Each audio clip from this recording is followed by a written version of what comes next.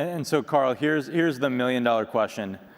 Do you believe that a higher form of non-human intelligence has visited this planet? Right.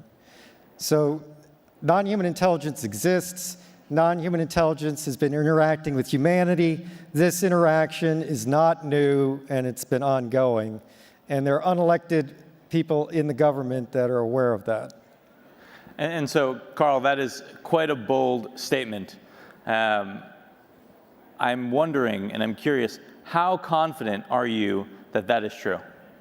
There's zero doubt.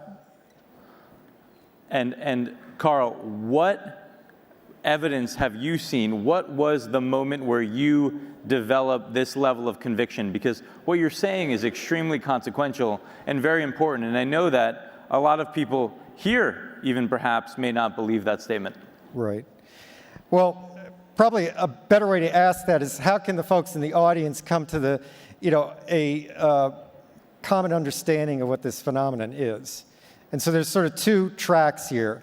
One is from first principles, and another is actually from the data. So let's take a look at the data. So we can look at some folks that have very high level access to information, like Paul Hellyer, who is the defense chief for Canada, has come out and said the same thing.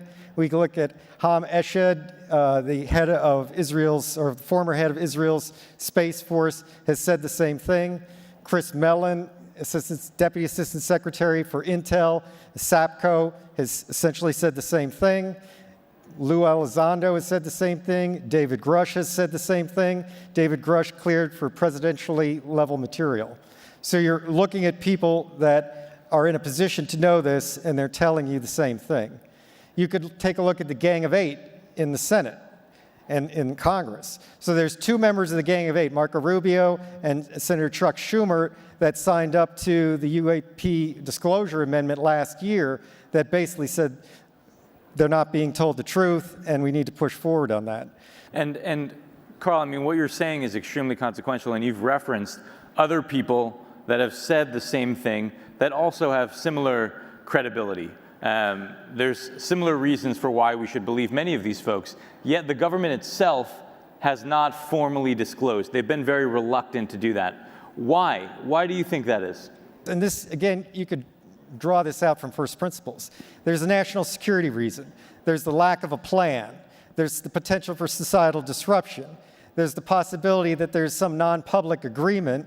There's the potential for misdeeds and the desire to cover up misdeeds. And there's just the basic organizational intransigence and lack of priority that might be associated with the topic. Okay, so what you're saying is that you have absolute conviction that a higher form of non-human intelligence has visited this planet, that there are factions within our own government that know about this, yet we still don't have a plan, and they may represent a security issue, yet you still believe that we should disclose. Is that right?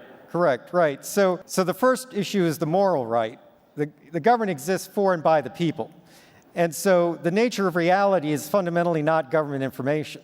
People have a right to know the world in which we live, and the pursuit of happiness requires that knowledge. So that's sort of the first kind of overarching philosophical foundation for this.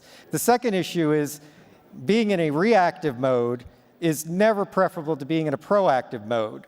So reactive mode is basically trying to prevent disclosure. And the third part is simply societal advance and global competitiveness. More brain trust needs to be brought into this topic in order to make progress and to improve society. So the situation is usually thought of as a binary state. It's like an all or nothing. And people have sort of argued this. But anybody paying attention realizes the government has already indicated that unidentified anomalous phenomena are real, they're not ours, and they're not our adversaries. The Pentagon has said that. Like, for people that are paying attention, like, that shoe already dropped. So for a lot of people, they think that the second shoe to drop is, this is non-human intelligence, and maybe the conversation stops there. Like, the president comes out and says, there's non-human intelligence. The truth is that will precipitate this crescendo of other questions that maybe the government's not ready to answer.